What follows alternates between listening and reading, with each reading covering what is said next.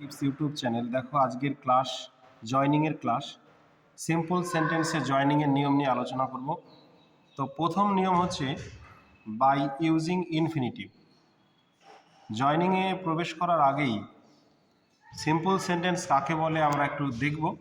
যে simple sentence যেখানে সরল বাক্য, একটি সাবজেক্ট থাকে, একটা সাবজেক্ট থাকে আর ফাইনাইট ভার্ব থাকে কিন্তু একটা।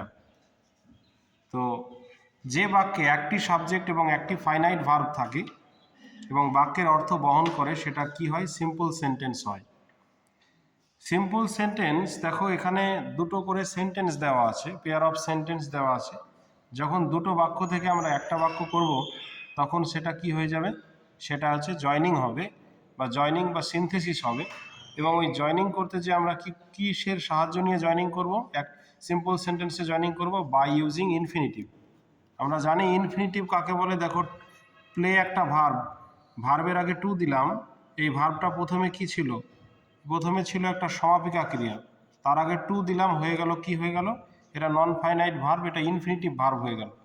ধরো রাইট মানে লেখা, এটা হচ্ছে ফাইনাইট ভার্ব, তার আগে টু যুক্ত করে দিলাম, তাহলে নন ফাইনাইট ভার্ব হয়ে গেল বা ইনফিনিটিভ ভার্ব হয়ে গেল।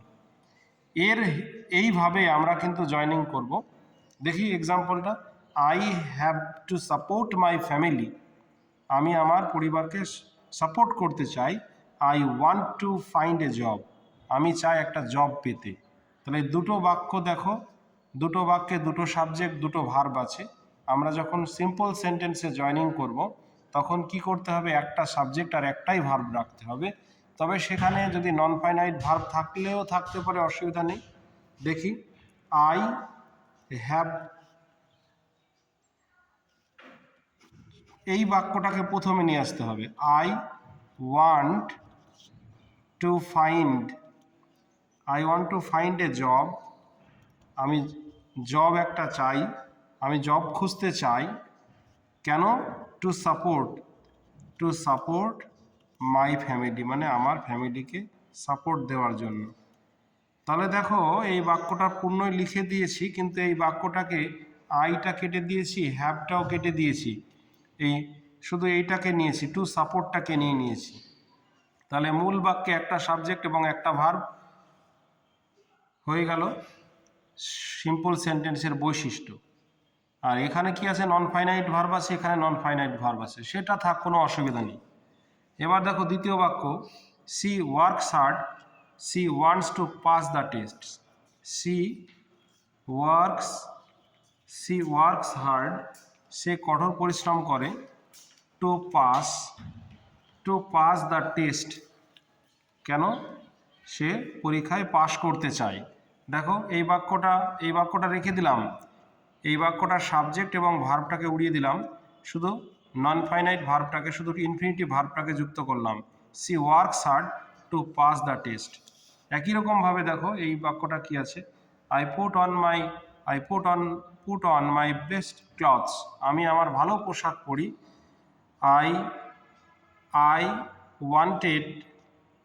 Wanted to impress the party.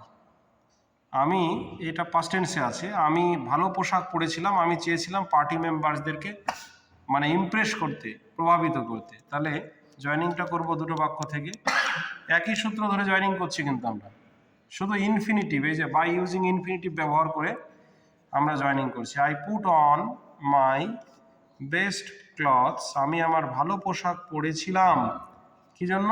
Two impress the party members. একই রকম দেখো এখানে যদি আরেকটা বাক্য বলি, হি হ্যাজ সাম মানি।